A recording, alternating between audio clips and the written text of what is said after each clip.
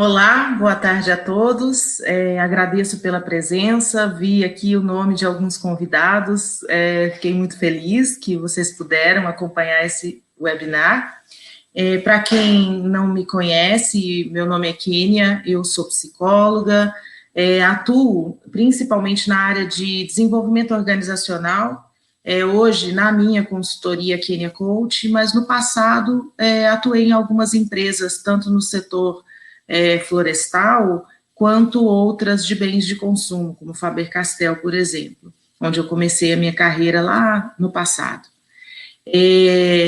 Eu fiz muita questão de que a gente chamasse esse webinar de bate-papo, porque a ideia é uma conversa mesmo sobre estas questões que têm nos afligido tanto nesses últimos tempos, muito antes mesmo de começarmos a falar sobre a pandemia relacionada ao coronavírus. Como é um bate-papo, eu trago, então, minha visão de mundo, um pouco do que eu tenho na minha experiência desses 3 temas, um pouco daquilo também que eu pude entender e aprender sobre isso na minha formação e na minha atuação com alguns profissionais. Para esquentar esse caldo dessa conversa, eu quis começar com um texto que eu escrevi, não agora, já faz algum tempinho, na virada do ano, pensando sobre procrastinação. A ideia é de compartilhar esse texto com vocês e, a partir daí, a gente começar a conversar sobre esses 3 pilares que eu separei para esse bate-papo.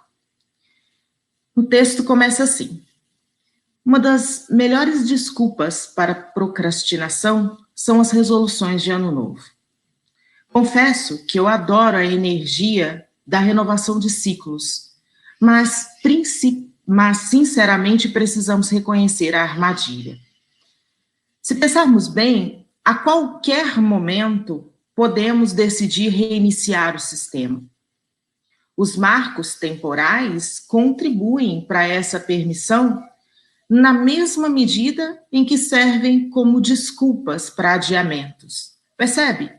Por que então esperar um marco como o início de ano e não aproveitar qualquer momento se a decisão é sua? Nós não possuímos nenhum tempo futuro. Isso é sério e eu não estou sendo dramática. A consciência de não possuirmos nenhum tempo futuro pode ser altamente libertadora. E esse momento, principalmente agora que estamos vivendo, eles nos traz essa dimensão de uma forma muito clara. Nós não temos nenhuma clareza sobre os nossos próximos dias. E então, o que nós possuímos de fato é o nosso agora. E apropriar-se dessa consciência pode ser algo altamente libertador. Voltando ao texto, ter a verdadeira noção do tempo que de fato possuímos é um dos melhores gatilhos para entrarmos em ação. No fundo, trata-se de uma conversa franca sobre prioridades. Se você só possuísse o agora, o único tempo que de fato lhe pertence, o que faria? A que se dedicaria? Eu tenho uma teoria de que procrastinamos por falta de sinceridade com nós mesmos, compreende? Porque em alguma instância temos vergonha, ou medo, ou culpa de assumir que certas coisas, na verdade, de fato não importam. Esse texto eu fiz numa profunda reflexão sobre a banalização de nos comprometermos com coisas no início do ano e com a dificuldade de cumprirmos estas resoluções. E, ao mesmo tempo, por observar que aquilo que de fato faz a diferença, aquilo que de fato importa, independente de resoluções, viram pauta e viram ação. Esses dias agora de confinamento, isso ficou muito mais evidente olhando não apenas para a minha rotina, como para a rotina de toda a minha família. A que nos dedicamos e como é que estamos vivendo esses dias? Qual é qual é o foco da nossa ação? Em que direção estamos e como é que estamos lidando com a nossa ansiedade?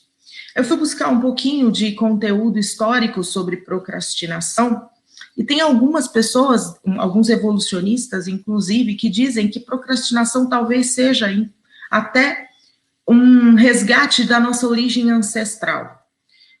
Uma forma de nos colocar em preservação, ou seja, a gente saía para caçar, o foco era caçar, o objetivo principal era caçar, mas precisávamos estar atentos a tudo que acontecesse à nossa volta para evitar que nos tornássemos a caça.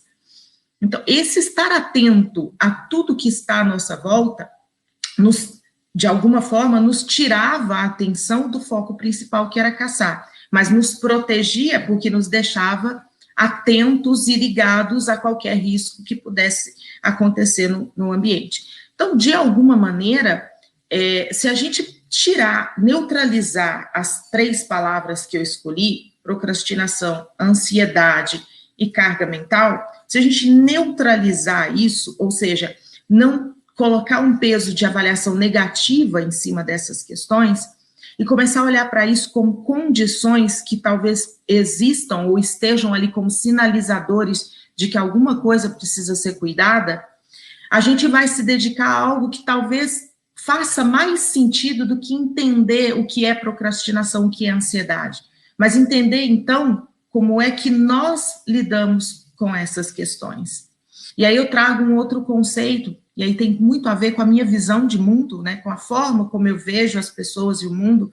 Eu acredito muito em estados e não em condição padrão. As pessoas não são de determinada forma, elas estão de alguma maneira. E quando você acredita que as pessoas não são e que de fato estão, isso te dá uma liberdade muito grande para pensar em mudança, em desenvolvimento, em alteração de padrão comportamental. A procrastinação é um tema que eu conheço por frequentá-lo. Eu falo com lugar de fala sobre esse tema. Durante muito tempo da minha vida, essa foi a pedra no meu sapato e talvez até o entrave no meu desenvolvimento como profissional em alguns momentos. Quando me tornei mãe, esse processo mudou muito na minha vida. Um dos fatores principais foi, quando não era mãe, eu tinha a ilusão de possuir um tempo inteiro à minha disposição.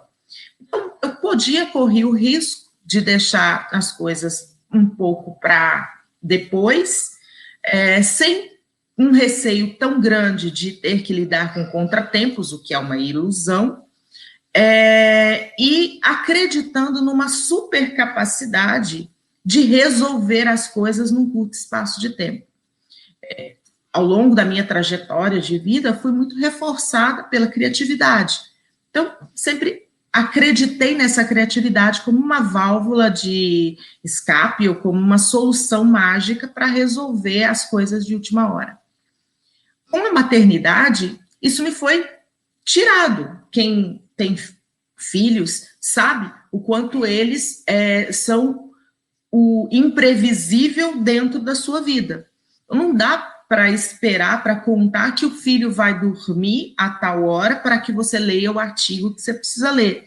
Não dá para acreditar que o filho vai ficar quietinho naquele horário para que você possa, então, ter um tempo para se dedicar ao que você precisa escrever.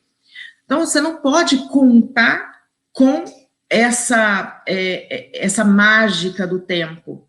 E o tempo passou a ser algo extremamente precioso para mim. Então, as minhas soluções em relação ao meu padrão comportamental e como eu consegui modelar o meu comportamento se tornou um reforçador ainda maior de que eu não era uma procrastinadora. Eu estive procrastinando durante muito tempo. E aí vem uma outra questão aí para reforçar ainda mais essa linha de raciocínio, por que eu procrastinava? Eu sugiro isso como uma pergunta para a gente. Quando é que a gente procrastina? Em que situações procrastinamos? Por que procrastinamos? A teoria, a ciência, as teorias cognitivas falam de algumas questões além dessa questão ancestral, como, por exemplo, da literalidade do cérebro. O cérebro como algo muito literal. Então, como ele é literal, a gente se desanima diante de desafios muito grandes. Tenho que entregar uma tese de mestrado. Isso é muito grande, é muito complexo. Eu me perco na visão de uma tarefa muito difícil e acabo escapando dessa tarefa para coisas menores que me dão prazer. E aí volto no meu texto, naquilo que eu escrevi. Por que a gente não foge daquilo que nos dá prazer e nos dá satisfação? Porque mesmo sendo algo difícil, você obtém prazer, porque o prazer não está apenas no alcance do resultado, mas também no processo. Quando o processo é prazeroso, é mais difícil que você procrastine. Ok, mas esse é o mundo utópico. A gente não tem só coisas prazerosas para fazer ou coisas que a gente queira fazer. Então, aí é uma questão muito individual. Vou contar o meu processo. O meu processo é baseado em algumas técnicas da psicologia cognitiva e positiva, mas pode ser que não funcionem para todas as pessoas, e aí preciso um processo muito grande de autoconhecimento, entender os seus mecanismos diante de cada uma dessas questões. Um ponto crucial é por quê? Em que situações?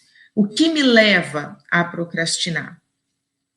E no meu caso, eu percebia que quando eu não estava completamente em concordância com aquilo que eu tinha que fazer, quando o meu lado rebelde disparava, quando eu não via aquilo como algo agregador de significado para mim, quando eu não estava convencida de que os resultados para os outros seriam os melhores com aquela ação, eu adiava.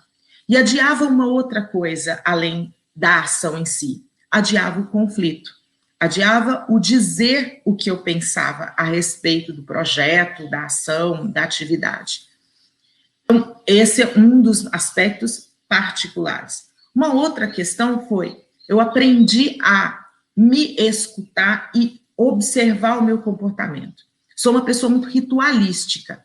Antes de estar aqui, hoje, eu precisei arrumar a mesa, eu precisei ter materiais à minha disposição, eu tenho aqui algumas anotações que eu fiz previamente, eu tenho um outro caderno livre para escrever alguma coisa, ou seja, o meu ritual de organização para que eu possa funcionar bem.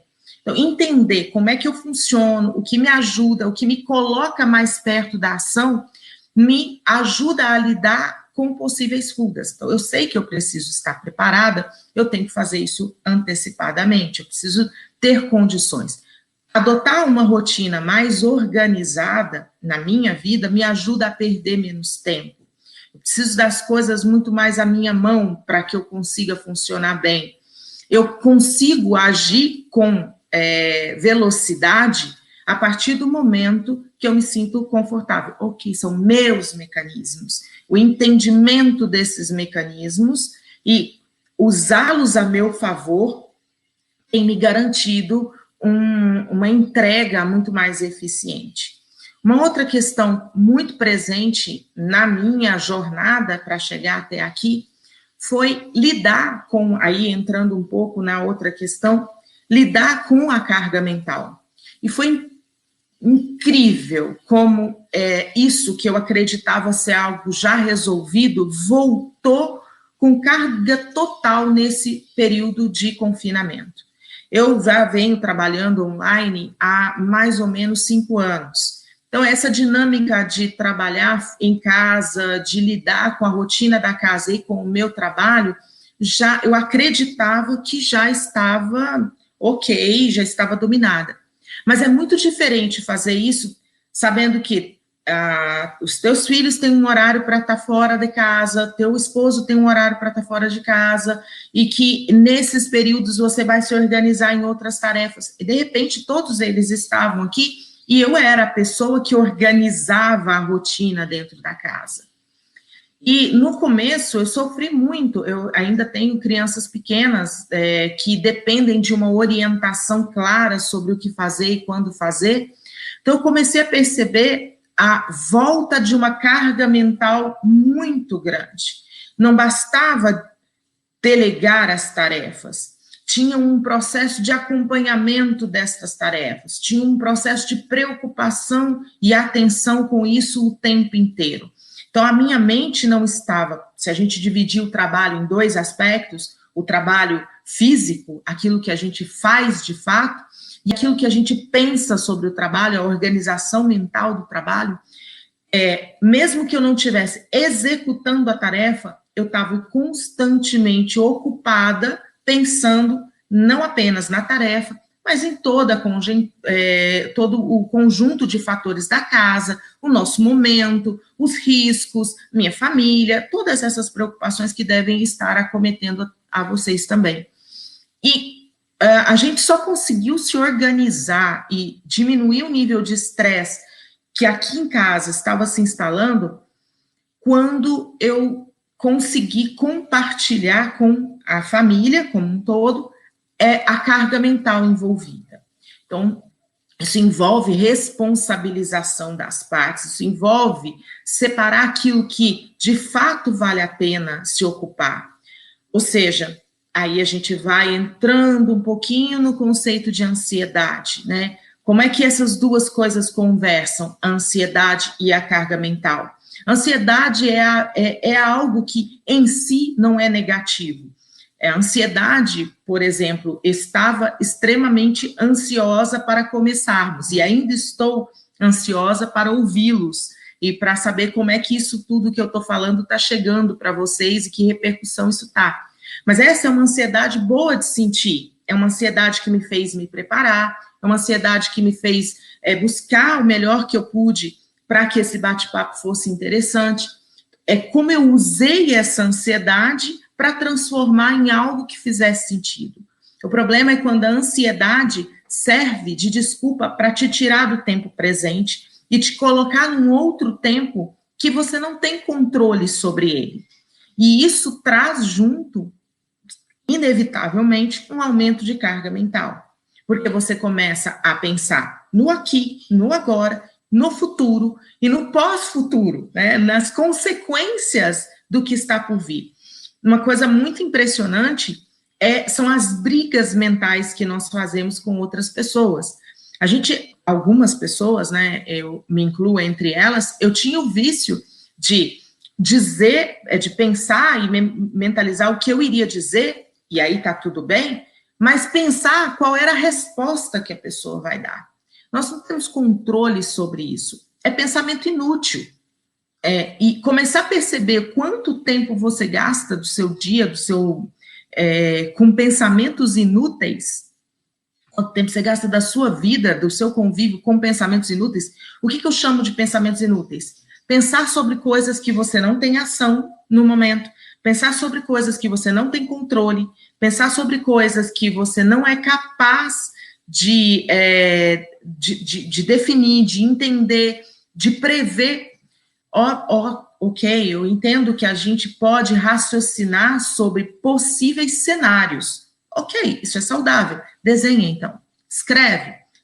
Cenário 1, então, C, cenário 1, ação isto. C, cenário 2, ação isso. Isso é planejamento.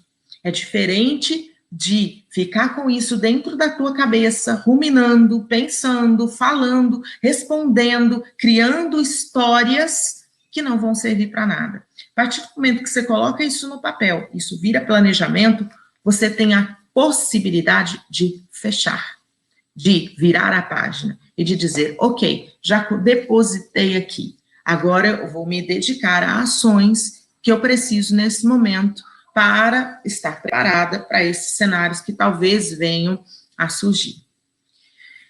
E aí, pessoal, como é que tá essa conversa? Eu preciso um pouco de feedback. É muito ruim esse negócio de falar sozinho, olhando só para minha cara. Queria saber como é que vocês estão ouvindo isso do outro lado. Alguém que quiser abrir o microfone, me contar um pouquinho, até para eu poder saber que linha de raciocínio eu continuo seguindo aqui nessa conversa.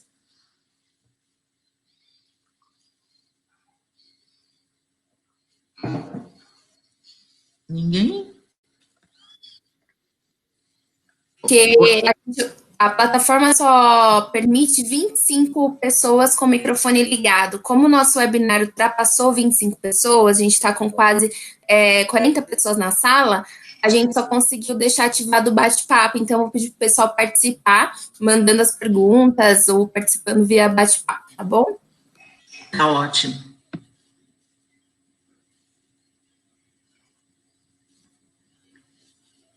Tem alguém no bate-papo, Bruna?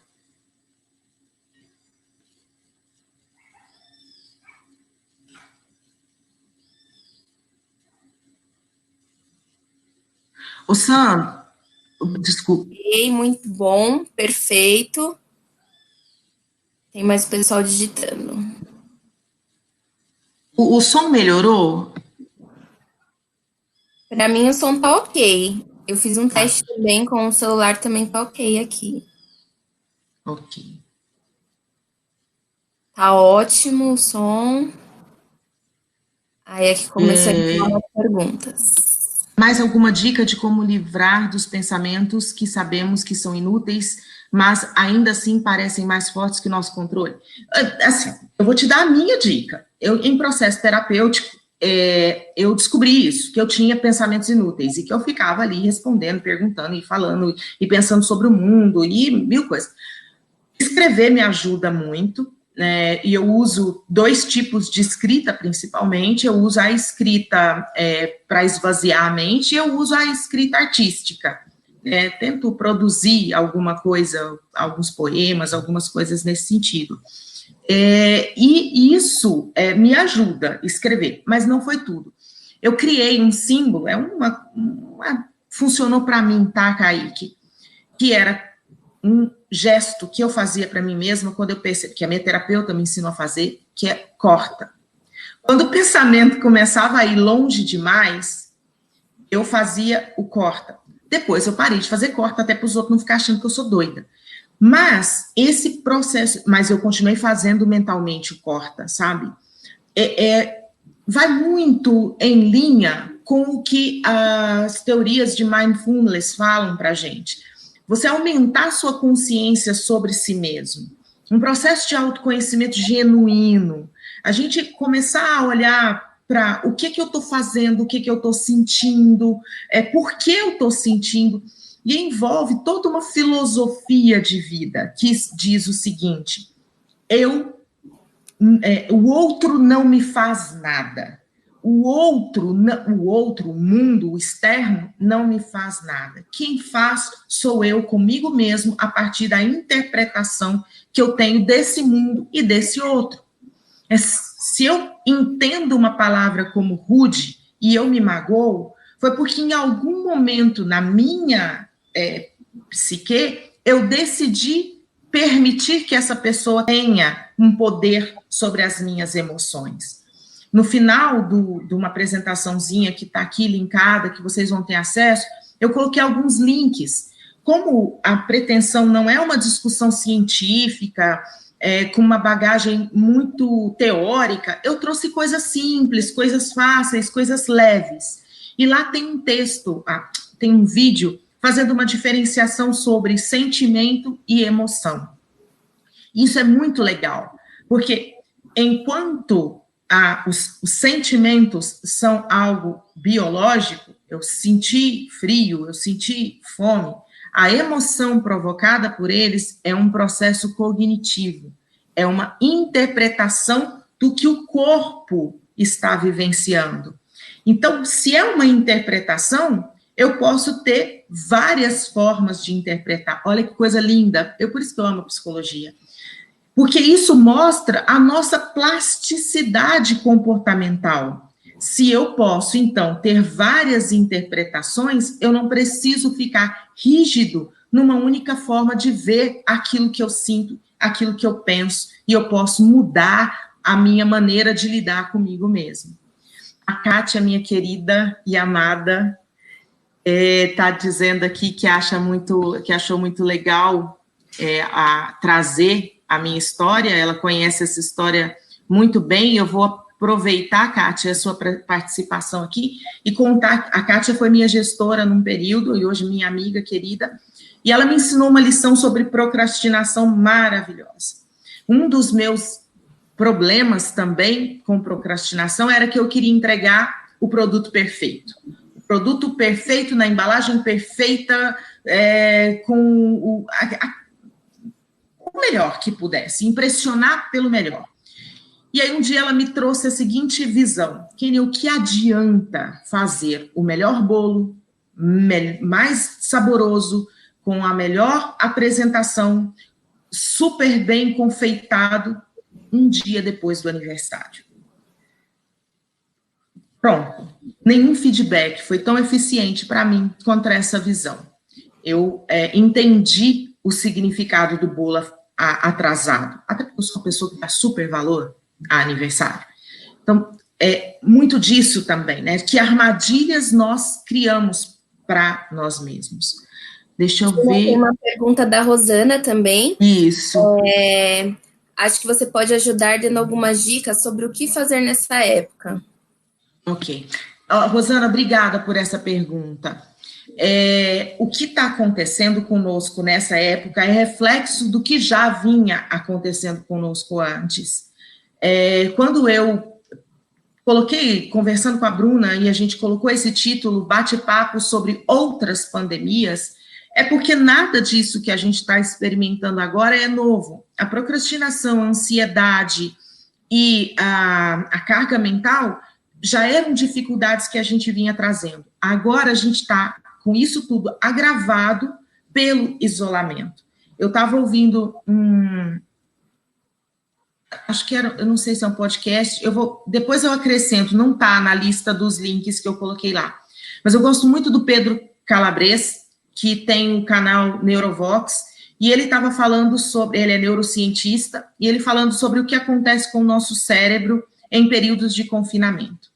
E encurtando e chegando mais no ponto do que a Rosana pergunta, uma das coisas ele diz quanto mais nós estivermos confinados com um sentimento de solidão e de rancor e de raiva por esse aprisionamento, mais nós seremos acometidos pela ansiedade, pelo estresse, por uma carga mental negativa, porque a gente vai se sentir sendo obrigado a estar numa condição que não escolhemos. Ok, nós não escolhemos de fato, mas a gente pode escolher em cima do cenário que se coloca para nós. Porque que significado tem estar em confinamento agora? Para mim, o significado que tem é caridade, generosidade com a sociedade, sim, sem hipocrisia nenhuma. Eu tenho só a agradecer pelas condições que eu tenho de vida. Eu sei que elas são muito minhas, muito particulares, elas não fazem parte do que a maioria da população tem acesso. Eu posso pedir comida para chegar na minha casa, eu posso trabalhar como eu estou fazendo agora, então eu posso entender que o ato de ficar confinada é um ato em benefício do outro. E ao dar significado para isso, eu tiro um pouco do peso desse momento, né, que já é tão pesado, que já é tão difícil, e ressignifico isso. Afinal de contas, a beleza da psicologia é essa, né, da psicologia comportamental é essa, é a capacidade de dar outros significados. Então, quando algo, eu gosto dessa redução das coisas, dessa simplificação das coisas.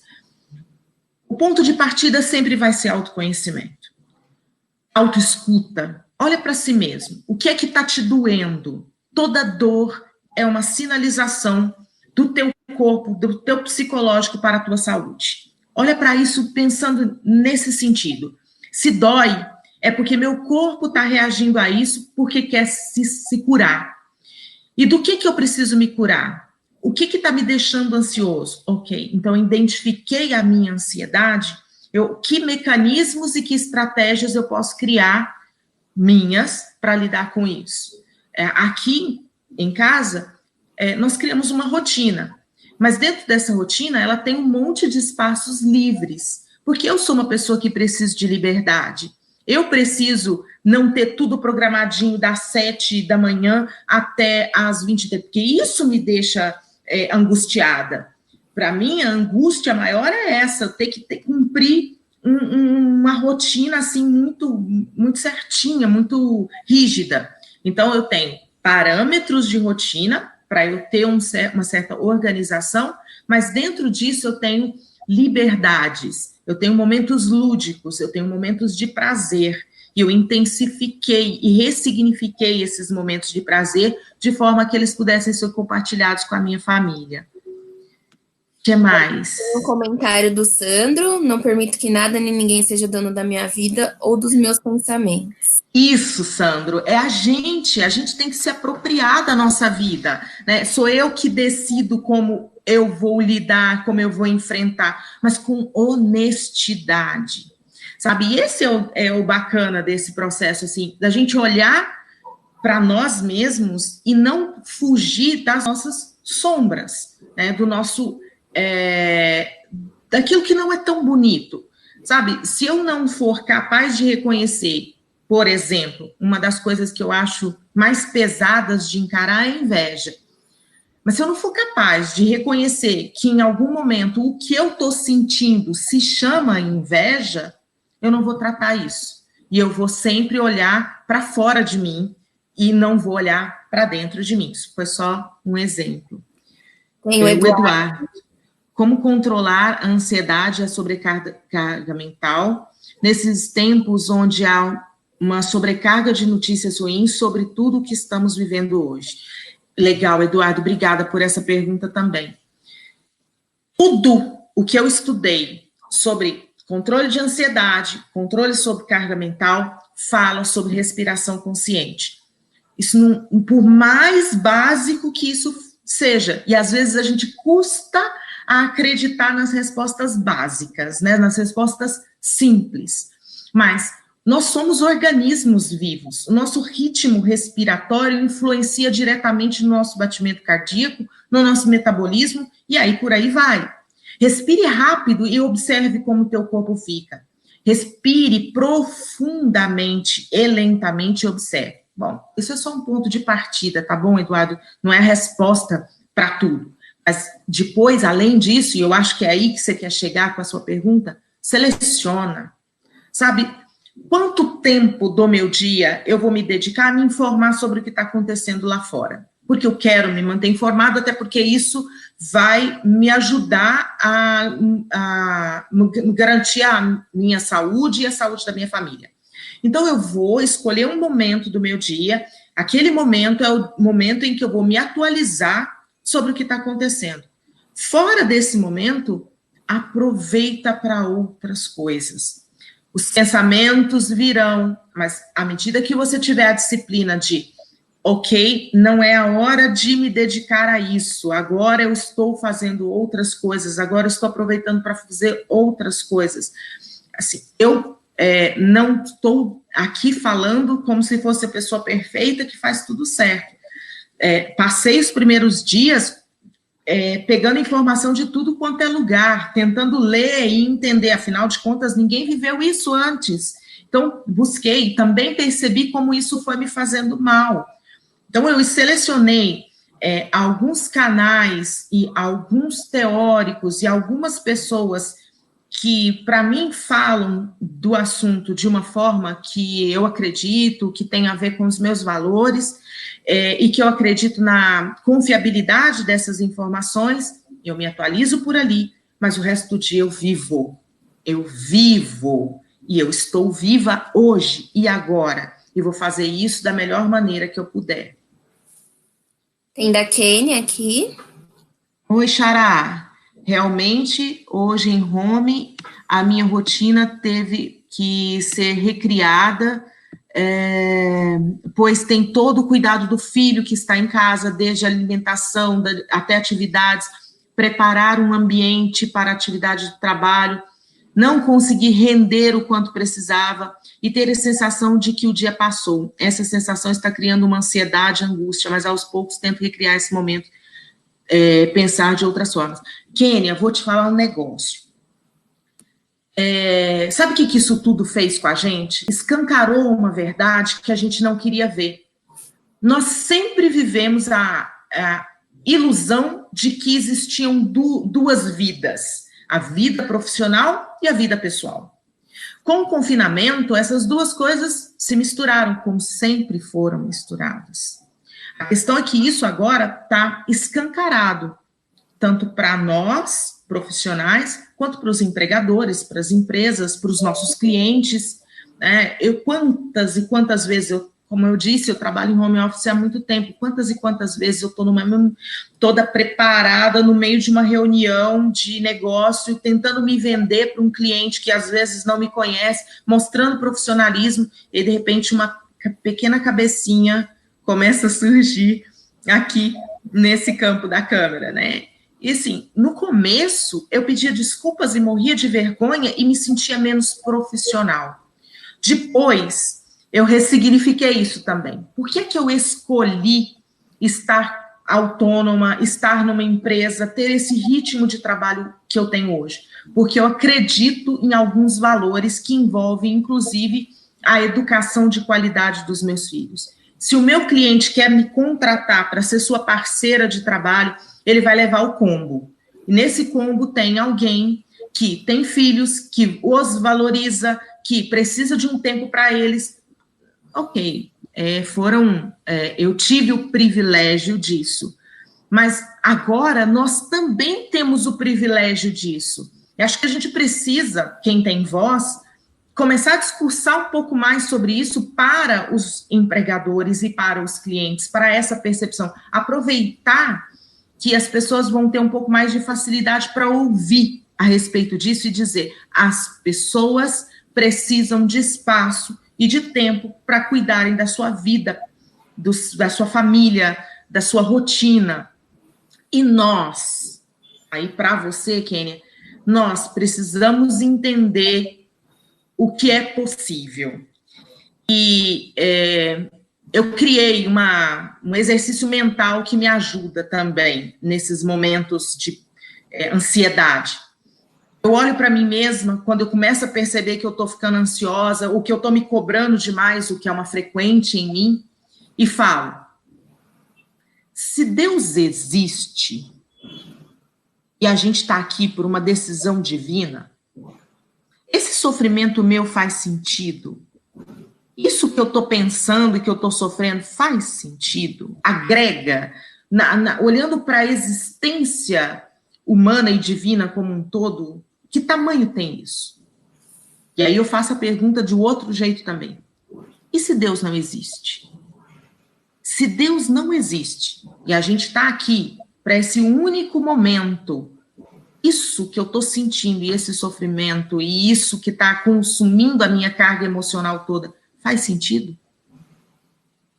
E aí isso dá uma noção do tamanho da coisa em si, porque às vezes nós colocamos importância excessiva em coisas que de fato não importam, entende? Então, pensa, será que o que vale de fato a pena na sua rotina? E o quanto você está disposta a entregar nesse momento para quem está à sua volta? E como é que você pode tentar colocar alguns limites, tanto para dentro de casa, né, que precisa entender esse momento também, quanto para fora. Aí é do Júlio, nas empresas, a pressão por metas, que sabemos ser impossíveis, são muito frequentes. Parece que existe uma perspectiva que se formos forçados a situações extremas, o resultado é algo positivo. É verdade, Júlio. É algo positivo, mas acho que isso não faz a produtividade que o trabalho colaborativo pode alcançar. Concordo 100% contigo. Eu estava conversando outro dia sobre alta performance, é uma das coisas que eu gosto de estudar e que eu tenho me dedicado a trabalhar sobre. E aí tem, dentro das teorias da psicologia positiva, o conceito de flow. Não sei se todo mundo conhece, mas em linhas gerais, quando você está fazendo um negócio que o nível de exigência é compatível com o teu nível de competência, e você começa a fazer isso, e começa isso a te exigir sempre um pouquinho, mas um pouquinho que você é capaz de dar, e você entra num estado em que você está consumido pela tarefa, mas que não se sente cansado. Isso é muito comum em atletas, quando eles já estão muito perto de quebrar o seu recorde, mas sabe que basta um pequeno esforço, que não é algo impossível e que vai chegar lá. Então, ele se esforça um pouco mais, ele só vai perceber que ele está se esforçando muito depois, porque naquele momento do esforço ele está sentindo a potência e a sua capacidade. Só que, se você começa a exigir além do que a pessoa é capaz de entregar, você gera frustração. E a frustração, ela também é um dos mecanismos que pode gerar procrastinação. Se eu sei que eu não vou ser capaz de entregar, se eu sei que se eu entregar isto, vão me exigir além disto, e isto já foi próximo do meu limite, isso que estão exigindo agora vai muito além do meu limite, então eu já começo a tirar a minha energia dali e começo a entrar num processo de estresse. E mais do que isso, de baixa de autoestima. E mais do que isso cai performance. E aí as empresas precisam aprender a trabalhar com o talento, aprender a trabalhar com feedback em cima do positivo. É muito mais econômico. Desenvolver uma competência que você já tem vai te exigir um tempo menor e um custo menor. De desenvolver uma competência que você não tem, vai te exigir um tempo maior com um custo muito maior. Então, por que a gente insiste em colocar as pessoas na zona de desconforto o tempo inteiro? Uma pequena dose de desconforto naquilo que você domina é estímulo, naquilo que você não domina é frustração. O que mais? É o comentário da Tatiane. Nesses dias de home, passei por diversas situações e sentimentos, e o principal de tudo foi criar uma rotina como se não tivesse em casa, tentando fazer tudo que possivelmente estivesse saindo de casa, desde trabalhar, brincar com minha filha, fazeres domésticos e atividades físicas. E o momento que me trouxe um pouco mais de paz interna foi distanciar de notícias ruins. Ficar informado, sim, mas sem excessos. Exatamente, é perfeito isso, Tati. A gente precisa se ouvir. O que está me fazendo mal? Isso está me ajudando? Isso está ajudando o entorno? Eu estou me tornando mais saudável? Isso está me adoecendo? Muito legal. Marilívia, minha linda, que bom, excelente. Esses momentos lúdicos de pausa em casa são excelentes, ajudam a deixar a rotina menos pesada. Tenho tentado intercalar isso, trabalho e pequenos momentos de prazer durante o dia têm sido mais leves. Gente, vamos falar português claro? Nós estamos diante de um cenário ruim, diante de um cenário que não está legal. Se a gente não colocar prazer no nosso dia a dia, a gente vai pirar, a gente vai adoecer. E mais do que isso, nós vamos enfraquecer nosso sistema imunológico. Pessoas que estão com pensamentos negativos, conectadas ao negativo, vão ficar mais propensas ao adoecimento. Uma forma de nos protegermos diante desse momento todo é gerar endorfina. Aí a Vi está aqui, a Vi Grace, maravilhosa, fantástica, coach de atletas, selecionar o que assiste, lê, escuta, certo? Ficar com as crianças, brincar, aproveitar. A Vi é muito defensora disso, de pôr seu corpo em movimento. E se você puder pôr seu corpo em movimento com brincadeiras, com jogos, com coisas que talvez você não fizesse antes, isso vai te trazer energia, vai te trazer endorfina, vai te trazer bem-estar, né? Você já tem um cenário negativo, não precisa criar mais nada para piorar. Então, é possível aproveitar esse momento e fazer aquilo que te dá prazer, aquilo que te dá. Eu sei que algumas pessoas, por conta da própria tensão do momento, algumas pessoas, por exemplo, que gostavam muito de assistir séries, não estão conseguindo assistir séries. Então, pega um papel, e escreve o que está me deixando mal. Comece a escrever. Depois leia, porque a vocalização, isso é muito base do processo terapêutico. Fazer terapia é ouvir-se falando. Portanto, escrever e ler em voz alta para ouvir o que você conta para você mesmo sobre os seus sentimentos. Localizar o teu ponto de tensão. Ah, estou com medo de ficar doente. Ok. Se você está com medo de ficar doente, o que você pode fazer de fato para se proteger?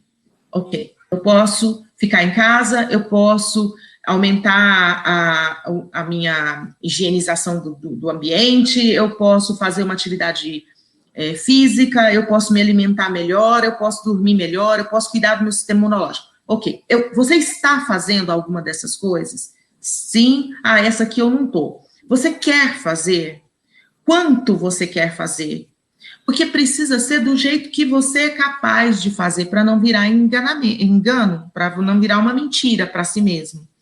Então, é nesse sentido, né? Como é que eu desvio a minha atenção do medo para aquilo que está na minha mão e eu posso fazer? O que mais? Valdir, confiar no seu eu, isso faz a diferença. Não faltam notícias radicalizadas, exato. Confie em você. Fé, sabe? A gente precisa dessa fé. Se não for em algo superior, que a gente pode dar o nome que for, que seja na nossa capacidade de aprendizado, de transformação, de plasticidade, né? Do que a gente é capaz de transformar. Olha, se a gente quiser, a gente consegue fazer filtros de notícias muito boas e muito fantásticas que estão invadindo o mundo nesse momento. Sobre solidariedade, sobre apoio, sobre construção, pessoas se reinventando. Eu vejo aqui no bairro que eu estou morando, quantas pessoas começaram a trabalhar com serviços de entrega a domicílio, dando jeitos, criando, usando criatividade. E para quem não pode, como é que eu me torno útil, se eu posso? Será que eu estou fazendo tudo o que eu posso? Então, desvia a tua carga negativa de pensamento para o apocalipse e traz para o que é que eu posso fazer para o outro diante disso. O que está sobrando na minha casa? Como é que eu me conecto, por exemplo, a redes de apoio? O certo e o errado é muito relativo à experiência de vida de cada pessoa. Perfeito. Camila, oi Camila. Sabendo que somos pessoas que vivemos em sociedade, tornando consciente o fato que existem pessoas que nos visualizam como pontos de referência ao conforto, como pode ser possível buscar confortar outras pessoas que também estão ansiosas, mas que, de certa forma, dependem ou esperam algum conforto de nós? Seja portador de boas notícias, de boas informações, seja você a pessoa que age. Vamos resgatar coisas antigas, vamos ligar, ao invés de mandar mensagem. Seleciona o teu grupo ali de pessoas, né, principalmente as pessoas mais velhas nesse momento, quanto a gente está conversando com elas. E aí, assim, eu sou de uma família longeva. Então, ali a gente, não estou falando de agora, estou falando de muito antes. Velha adora falar de todos os problemas de saúde, né? Parece que é um negócio bem, assim, característico. Espero não fazer isso quando for a minha vez. Mas eu sempre gostei de conversar com os meus tios, meus avós, pessoas mais velhas, e eu desenvolvi uma técnica muito legal, que era a escuta de todas essas coisas ruins, e aí, depois de ouvir tudo isso, começar a devolver coisas boas para a pessoa. Por exemplo, nossa, e você conseguiu passar por tudo isso com esse astral? Com essa cara boa? Nossa, e eu acho que você é uma pessoa que tem muita força mesmo. Nossa, eu conheço pouca gente com a capacidade que você tem. Sim, estou sendo bem simplista no meu exemplo. Cada um sabe o vô e a avó que tem. e como é que vai achar a frase que vai fazer efeito para tirar de uma vibração negativa. A Tatiane não estava ouvindo. Será que está todo mundo ouvindo? O Sandro está sugerindo assistir um vídeo do professor Falcone sobre desdobramento de metas. Ok. Minha pergunta é como não sofrer de forma antecipada em tempos de confinamento? Bom, a palavra já diz tudo, né? Sofrer de forma antecipada significa preocupar-se. Preocupar-se é ocupar-se com algo que você não tem como agir sobre. Então, ao invés de preocupar-se, ocupe-se. O que é que eu posso fazer agora? De novo, volta para a questão. Ouve a sua preocupação. O que mais me aflige? O que eu tenho medo? O que me angustia? Então, eu tenho estas e estas angústias. Sobre isto, o que é que eu posso fazer agora? O que está no meu controle? O que depende de mim e só de mim? Essa é uma pergunta maravilhosa. O que eu não preciso de mais ninguém para fazer e que vai me ajudar a lidar com essas preocupações? Então, ocupe-se ao invés de preocupar-se. Eu sei que parece dica de coach, assim, mas é para valer, funciona. O que mais? Só um comentário da Vigraça, que ficou lá em cima, Kênia, que ela colocou, no que assiste, lê, escuta, certo? Ficar com as crianças é ótimo. Isso, fazer essa seleção, criar o teu entorno, a energia do seu momento, criar as tuas rotinas, criar os teus símbolos e os teus rituais, né? Ressignificar coisas envolve criar novos símbolos. Então, que símbolos positivos eu posso trazer para esse momento? Nós estamos gerando... Eu tenho uma filha de 4 anos, eu tenho outros 2 de 10 anos e 9 anos, praticamente. Vai fazer depois de amanhã. Esse momento que nós estamos vivendo, historicamente, vai ficar marcado na memória deles. Como é que eles vão lembrar desse período? E o quanto eu posso utilizar isso para criar memórias de força e poder para eles?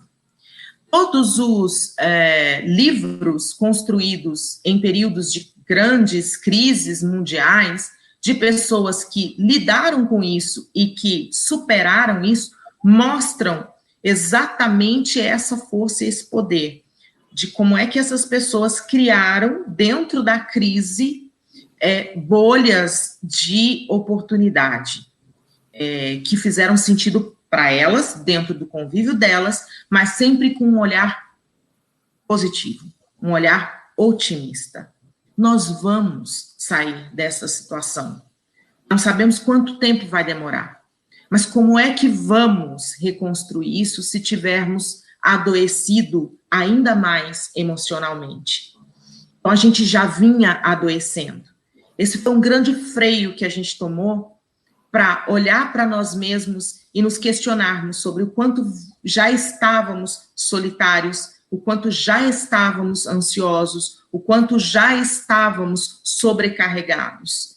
Esse momento de oportunidade de autoconhecimento pode, se nós nos apropriarmos disso, nos fortalecer para a reconstrução da nossa sociedade quando a gente puder sair de casa. Qual é o lá fora que eu quero encontrar? E como é que eu quero estar nesse lá fora? E como é que eu quero que os meus filhos falem sobre isso daqui a alguns anos? Para quem tem ansiedade, a música, mais uma vez, Legião Urbana, é utilizada em muitas terapias. Quem acredita sempre alcança. Que tem muito a ver, que se conecta muito com o que eu estava falando agora, né, Alexandre? Que tem muito a ver com essa visão otimista do é possível, ainda não chegou lá, calma, né?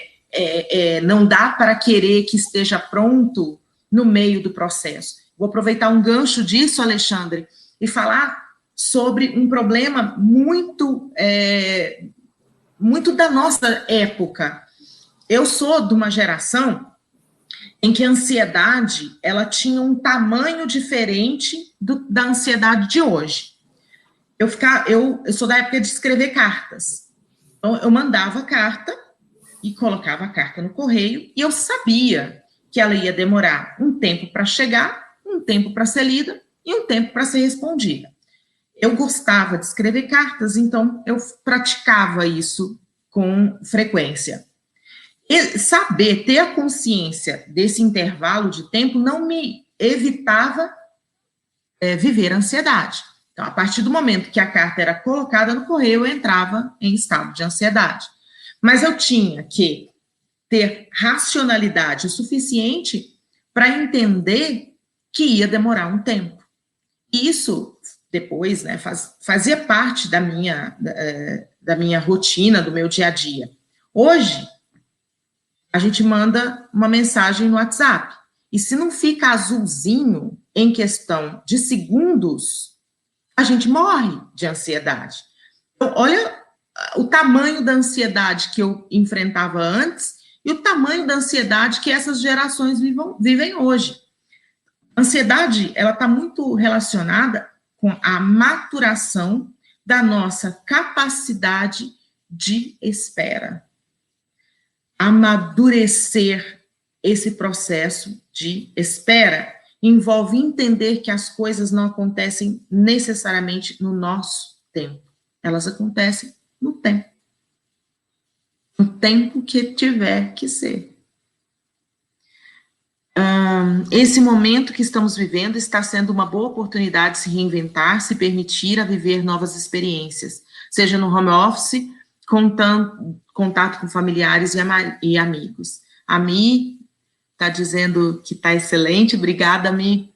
Escrever bilhetinhos com a frase "tudo passa" e espalhar pela casa ajuda bastante, diminui a ansiedade. Legal, escrever os bilhetinhos, escutar a música e criar uma forma de lidar com isso e respirar também pode ajudar bastante, né? Nesse sentido. Que mais, Bruna? Você acha que a gente está chegando perto do tempo final que estava programado? Bruna?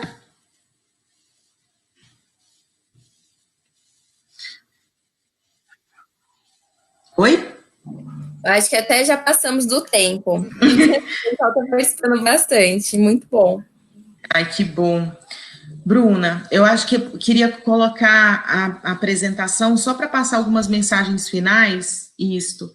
Então, aqui eu separei alguns links, esse arquivo as pessoas vão poder acessar, a BTCP vai encaminhar para quem estava assistindo o webinar.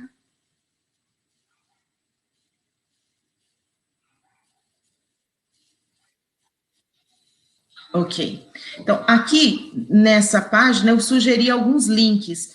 A gente pode acrescentar depois a indicação do Falcone, podemos inserir a música também aqui nesses links, depois, se você quiser. E aqui tem, inclusive, uma coisa muito divertida. O penúltimo link que está aí é um episódio do Mundo de Gumball. Eu estava me preparando para fazer esse webinar, e eu estava estudando junto com as crianças. Eu contei que eu ia falar sobre procrastinação. Então, esse vídeo, esse episódio é uma sugestão dos meus filhos sobre procrastinação. E aqui tem uma frase de algo que tem muito a ver com o sentido e o significado que eu dou ao meu trabalho. Eu posso enviar o texto, sim, tá? Depois eu mando para vocês o texto. Obrigada. Eu não publiquei esse texto, manias minhas, mas publicarei. Eu entendo o meu trabalho dessa forma como está aqui escrito. Meu trabalho consiste em empurrar os limites um pouco além, causar incômodos e provocar, voltar a questionar limites, até gerar o desconforto necessário para que a própria pessoa faça por si mesma. Acredito nessa liberdade que a gente tem de se enxergar como ser que evolui. E, portanto, que não se acomoda, que se acomoda o suficiente para sentir segurança numa base, para começar de novo a buscar algo melhor e maior. E nesse sentido, para mim, esse melhor, esse maior, tem a ver com ouvir o que te faz bem, o que te dá prazer, o que te nutre, o que te torna uma pessoa melhor para você mesmo e para quem está no seu entorno.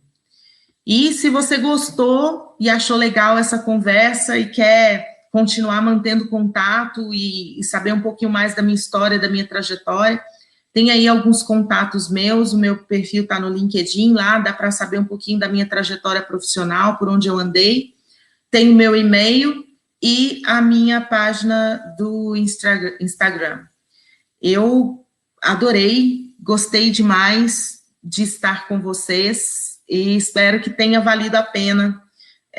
Claro que a ideia é um bate-papo, não é falar sobre isso de uma forma muito teórica, mas trazer um pouquinho de informação útil nesse momento que a gente está vivendo. Estou aqui me reinventando e descobrindo um jeito bacana de aproveitar esse momento também, para fazer coisa boa.